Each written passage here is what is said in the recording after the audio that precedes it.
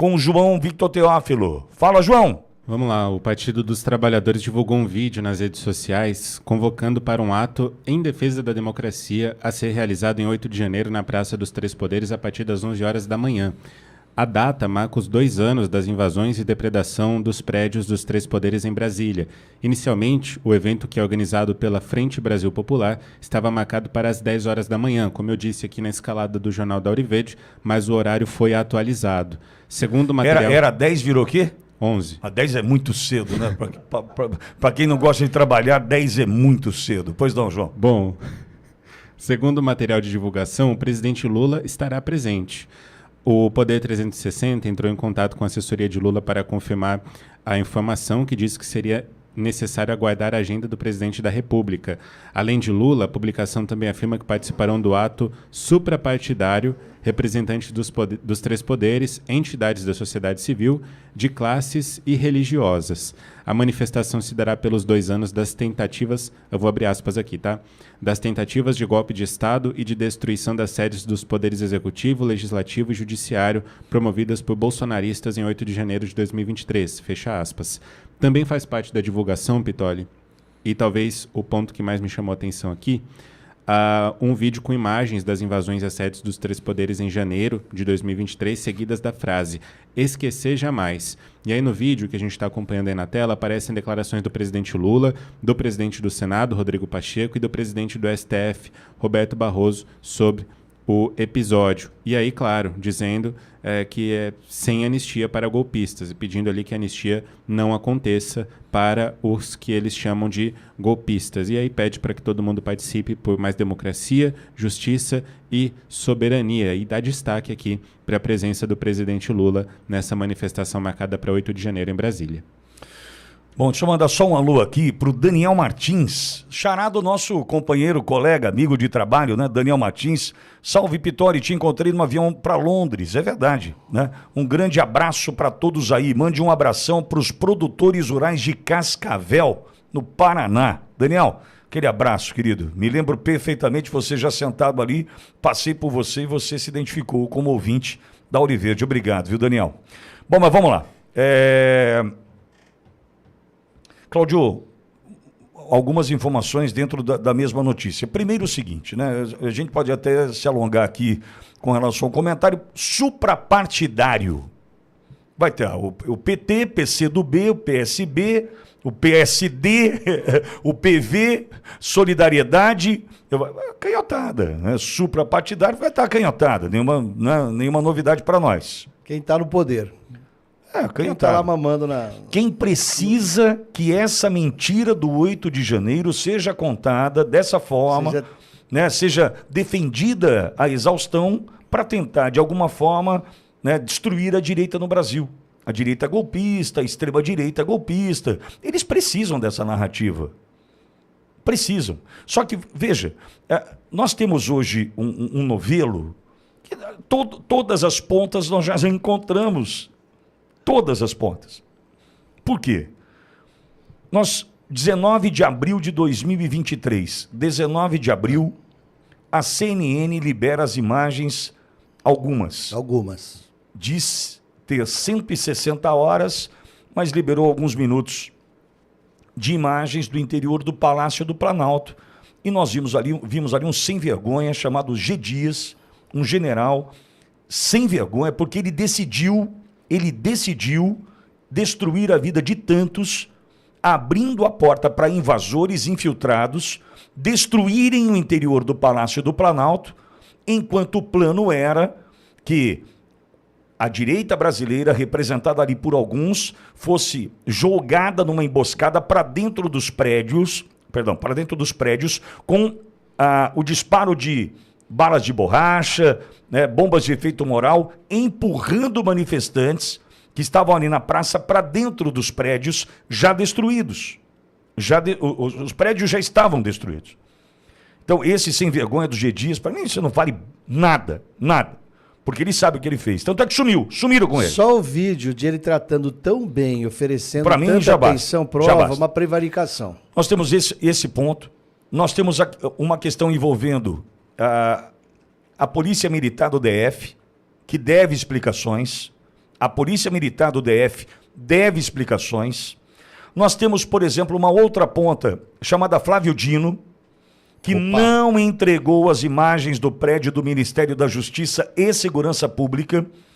Ele disse uma coisa, disse a mesma coisa quando ele, primeiro para a Globo, diz estar ali assistindo tudo da sua sala, né? Quase teve um piripaque, aquela coisa toda, mas não conta quem estava com ele na sala, não conta. Como, por exemplo, não contaram para a gente como documentos importantes, como, por exemplo, para a intervenção do governo do DF, afastamento de Ibanez Rocha, o assumir da Celine e do Capelli. Ninguém conta como isso se deu, como é que tudo estava pronto. Já estava digitado. Vai que tem uma tentativa de golpe, não é? E alguém que foi, que nem o Flávio Dino, governador de estado, foi juiz federal e tinha toda aquela experiência com a Ministra da Justiça, como é que ele pôde permitir que as imagens não fossem imediatamente garantidas a preservação integral de todas elas para devida investigação, para identificar cada um dos culpados? Como é que ele tem a pachorra, a falta de honestidade de falar assim, nossa, ficou por um mês, depois deletaram. Isso, para mim, é outra prova de prevaricação, quando o funcionário público deixa de cumprir uma obrigação que a lei lhe impõe, que é preservar elementos para identificar os responsáveis. Minha pergunta, você acha que realmente não tem essas imagens? Eu acho que tem gente até hoje guardando essas imagens, acho que tem gente que está até com um posicionamento na vida muito melhor por causa dessas imagens. Eu também acho. Trocou por muito cargo. Inclusive sentado em cadeiras importantes. Cadeiras que mandam no país. Exatamente. Que esfrega na cara de um monte de gente. Exatamente. Não faz isso comigo que eu ponho você ali. Exatamente. E outra, tantas outras linhas de investigação ou de suposição, de achismo, que vão mostrando o seguinte, essa história do 8 de janeiro de 2023, ela precisou ser construída desta forma, ignorando os disparos da Polícia Federal, da ABIN, ignorando tudo que todos já sabiam. A ABIN avisando o Andrei. Sim. Agora sim. Isso também tem que destacar e lembrar toda a sociedade. Sim, Andrei, o diretor-geral da Polícia Federal. Hoje, e antes, na época da transição, antes da transição, ele cuidou da segurança do Lula. Depois da transição, cuidou da segurança da transição. E foi informado antes da posse do Lula. E qual o presente que ele tem? É o chefe da Polícia Federal do Lula, como Lula mesmo fala. Então veja, para mim, essa história de comemorar o 8 de janeiro, né, é uma defesa dessa esquerda safada, uma esquerda que para mim não merece a menor atenção, porque, João, é muito legal quando você tem do outro lado um oponente, um concorrente, né, quem está do outro lado do jogo, jogando o jogo, dentro das regras, respeitando o próximo, respeitando, né, de fato o que se coloca à mesa dentro da Constituição. Legal. Você ter, por exemplo, um adversário honesto, valoriza a disputa. Quando você tem um concorrente desonesto, independentemente da área, se você tem, por exemplo, aí, vou pegar uma analogia, João, fazendo aqui uma comparação. Você tem um supermercado, né? João paga todos os impostos rigorosamente em dia, João compra dos fornecedores, respeitando os seus fornecedores. Aí, o teu concorrente ali do lado compra carga roubada, ele não paga imposto, ele ignora as regras do mercado, ele não está nem aí. Ou seja, João precisa vender o quilo do A100 a 29 pau. R$ 29,98 o quilo do A100 no mercado do João. Por que o teu concorrente ali consegue vender a 22, João? Por que ele consegue vender a 21? Quando ele usa de uma prática que a gente já conhece? Muito. Roubo de carga. Receptação de material roubado. Material roubado. Quando ele compra, por exemplo, produtos sem fiscalização do CIF, por exemplo. Aí o cara consegue, por que esse cara vende tão barato? Desconfie.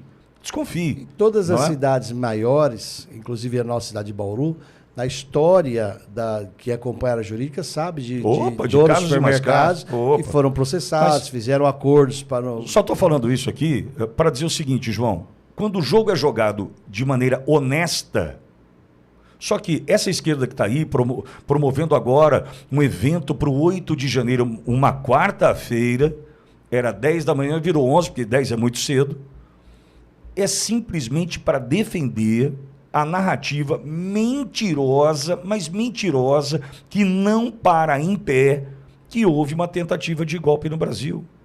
O Múcio, ministro da Defesa, disse que não houve, né? O Jobim, Nelson Jobim, não houve tentativa. A gente sabe, todos que aí estão, que têm o mínimo de honestidade, dizem, não teve golpe, não houve tentativa de golpe. Até Gilmar Mendes falou lá em Portugal. Que não houve.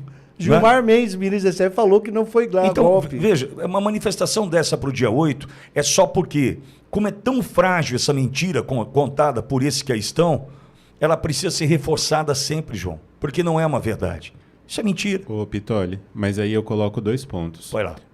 Eu acredito que essa manifestação seja para desgastar o ex-presidente Bolsonaro. 2026 está chegando. Só para ele, mas João. é porque precisa dessa narrativa do golpe, Pitoli. Se a gente tem essa narrativa do golpe, isso reflete no ex-presidente Bolsonaro. Isso é o que eles desejam.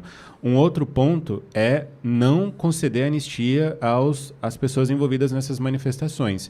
Então eu coloco esses 2 pontos. O desgaste do ex-presidente Jair Bolsonaro e também a anistia. Porque uma das pautas dessa... a gente acompanhou ali no vídeo, uma das pautas dessa manifestação é que as pessoas envolvidas não sejam anistiadas pela justiça. Ô João, essas pessoas, algumas já conversaram conosco aqui, contaram, dentre outras coisas, que na fila dentro do presídio foram questionados se eram de esquerda ou de direita. E quem era de esquerda foi liberado. Eles contaram aqui. Eles contaram, Lula ou Bolsonaro? Lula. Foi para o outro lado, nunca ninguém mais viu. Nunca ninguém mais viu. As imagens da CNN, liberadas em 19 de abril de 2023, serviram para quê? Veja, eu vou tentar lembrar aqui. Talvez tenha servido para ajudar a definir alguns cargos que iam ser escolhidos nos próximos 176 pessoas foram identificadas através das imagens da CNN. 176 pessoas. Dessas, 47 não foram presas, identificadas e não foram presas. Por quê? Por quê?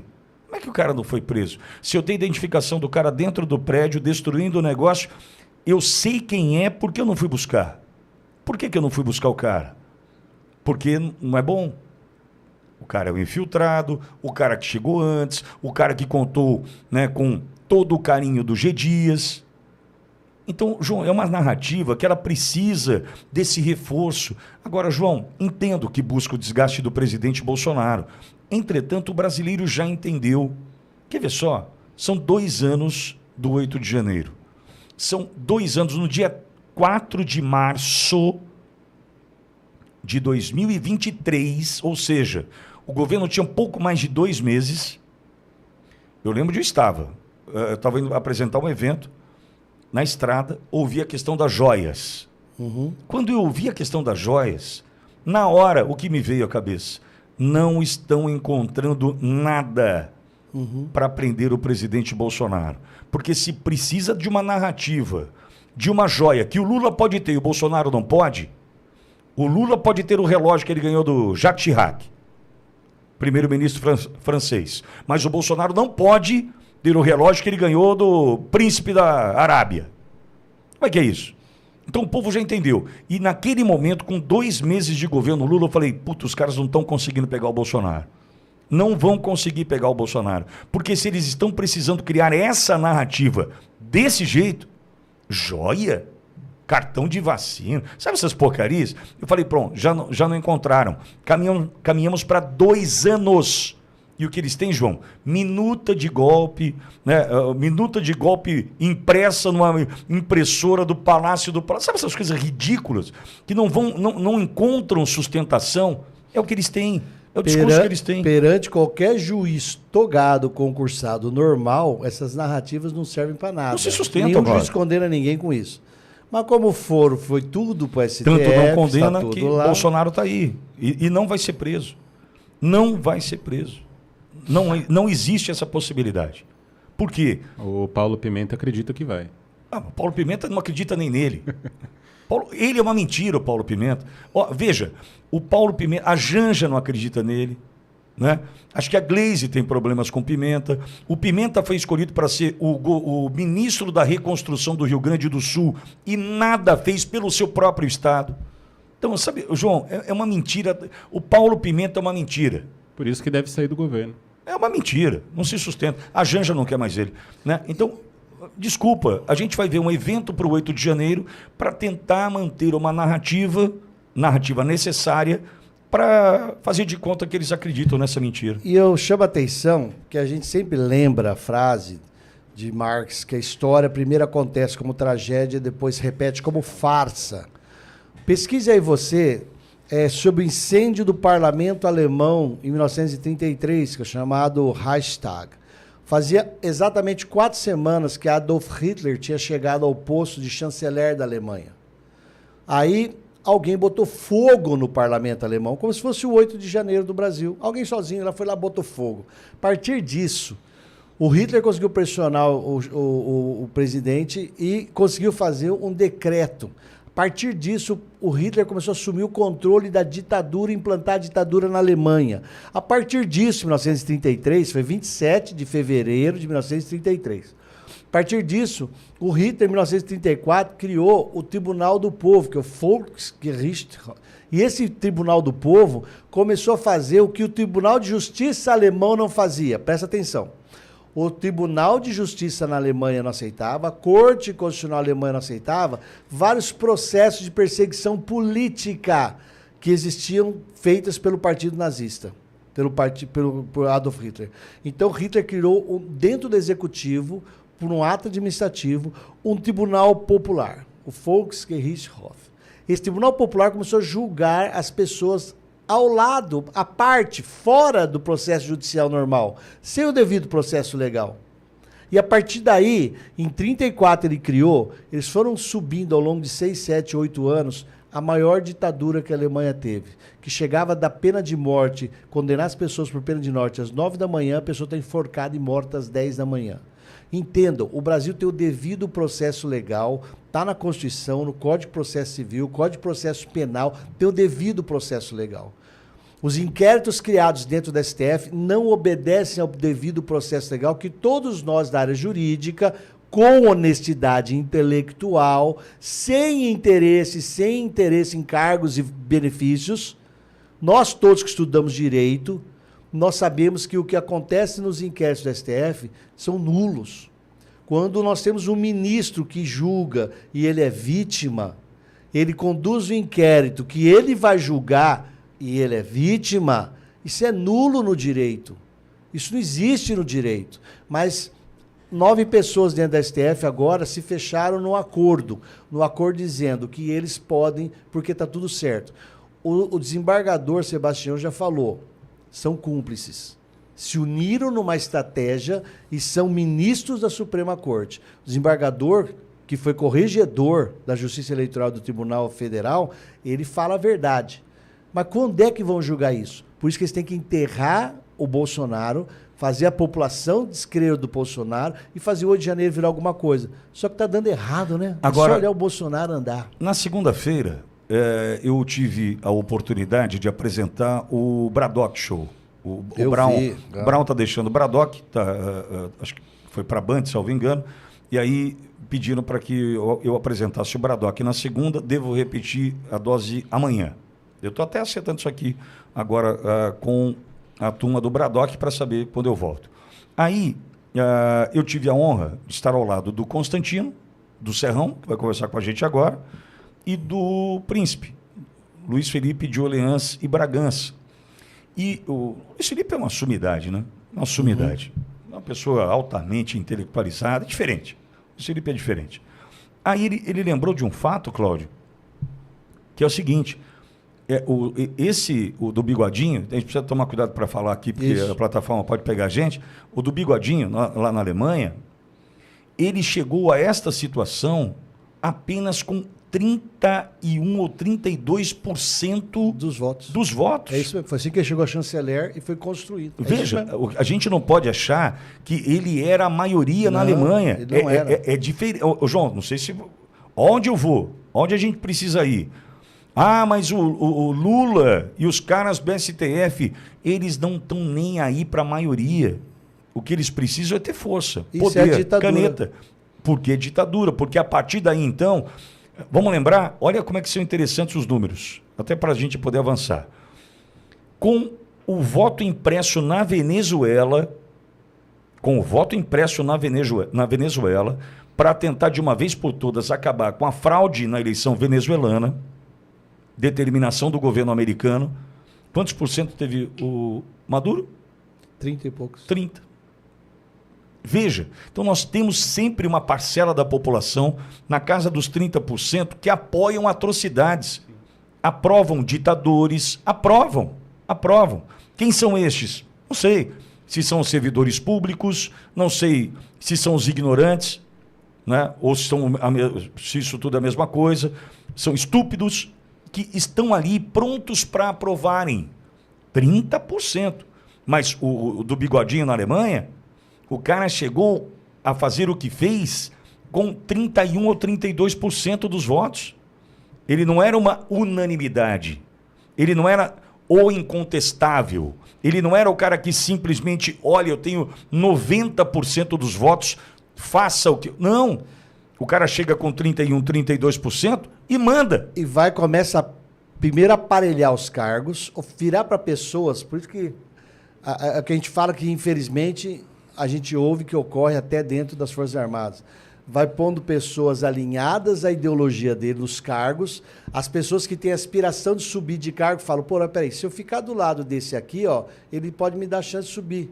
Se eu ficar na oposição, eu não vou ter nada. Aí um monte de interesseiros começam a se aproximar. Não só isso, e as ameaças. E aí tem as ameaças. E as prisões. Que a gente sabe que existem ameaças e prisões. E por que não anistia? Amigo, vamos lembrar?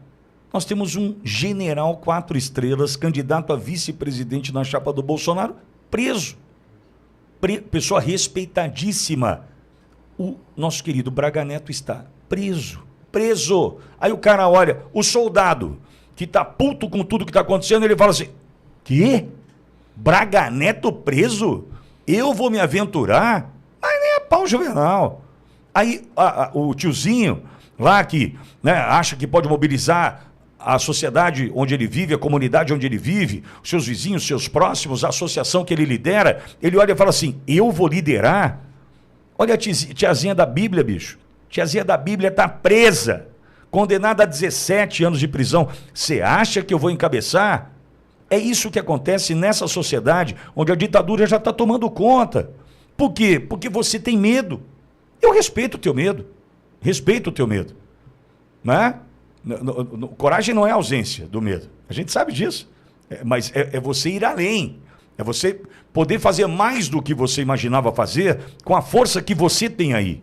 E nós vamos precisar, num determinado momento, encontrar essa força, arregimentar pessoas, aglutinar forças que vão chegando de todos os pontos. Aí entra a canção da Força Expedicionária Brasileira. Não importa de onde eu venho. Eu sei o que eu quero para o Brasil. Só que o que acontece hoje, esse Brasil que se compara à Alemanha do Bigodinho, é o Brasil do medo hoje. É o Brasil, ó, fica em casa, bonitão. Não se atreva que eu te meto em cana. Meti um general em cana. A tiazinha que tinha uma Bíblia, uma garrafa d'água e um RG tá presa. Você quer ir também? Você é louco? Você é tonto, bicho? Que é o que nós já expusemos e a sociedade acompanha pelas mídias. Foram escolhendo pessoas de vários segmentos e foram pressionando e aprisionando pessoas de vários segmentos. Foram impondo multas altíssimas para caminhoneiros, para empresas transportadoras, para empresários. Bem lembrado. Foram gradativamente, isso daí, gente, é uma otimamente planejada estratégia de dominação. Não se ganha o poder com a eleição. Aí eu até sugiro para vocês, eu vi esse feriado, um filme bastante violento, a minha esposa até não quis mais assistir de tanta briga que tem, que é Rômulo e Remo. Uma história que é lenda, não é fato histórico, sobre os dois cidadãos que teriam fundado Roma 700 anos antes de Cristo. E um dos irmãos, num certo momento, ele assume que ele é o rei. E ele chega a hora, ele mata um, daqui a pouco bota fogo, o outro irmão vira e fala, meu, você está errado. E esse irmão fala assim, só se governa com medo. O medo te dá o poder. Quem tiver medo de nós nos obedecerá. E eu sou o rei. E é assim que o medo vai dominar. Eu assisti aqui e falei assim, nossa, tem que passar isso daí para a sociedade assistir, Porque isso daí Adolf Hitler fez. O Tribunal Popular do Povo um fato histórico na Alemanha. Isso daí existiu. E depois de décadas, surgiu o Tribunal de anos, o Tribunal de Nuremberg, para poder julgar aquilo lá. Nós teremos a nossa revisão histórica no futuro brasileiro. Nós também teremos isso. O que a gente quer é acelerar, que a história não demore 10, 15, 20, 30 anos para acontecer nesse julgamento. É simples. Se o Bigodinho chega em 33, Nuremberg foi em 49. Se a gente imaginar 16 anos, é muito tempo, velho. Na vida humana Quantos você vai ter daqui a 16? 76 anos eu terei. Entendeu? Verdade. Olha o que custa dizer. Quantos anos você vai ter, João? 38, bicho. Não, e no caminho, quantos milhões de pessoas morreram? Já ficaram para trás, sem ver. Bicho. Então tem que se plantar semente. A frase do dramaturgo Bertolt Brecht, também alemão, que eu sempre elogio o Pittoli. Há pessoas que lutam todo dia, são importantes. Há pessoas que lutam bastante, são muito importantes. Mas há pessoas que lutam o tempo todo, são imprescindíveis. Eu sempre falo, Pittoli é um guerreiro imprescindível no processo democrático. Só ele? Não. Há milhares e milhões de brasileiros assim. É que aqui na Auriverde, sentado nesse meio de comunicação, nós temos a liberdade de expressão.